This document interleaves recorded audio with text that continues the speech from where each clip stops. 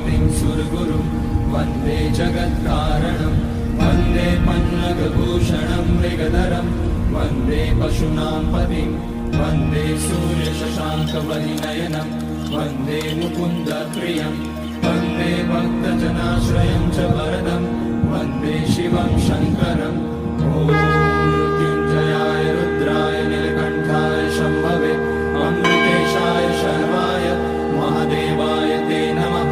नमस्तेऽस्तु भगवन् विश्वेश्वराय महादेवाय त्र्यम्बकाय त्रिपुरान्तकाय त्रिकाग्निकालाय कालाग्निरुद्राय नीलकण्ठाय मृत्युञ्जयाय सर्वेश्वराय सदाशिवाय श्रीमान् महादेवाय नमः।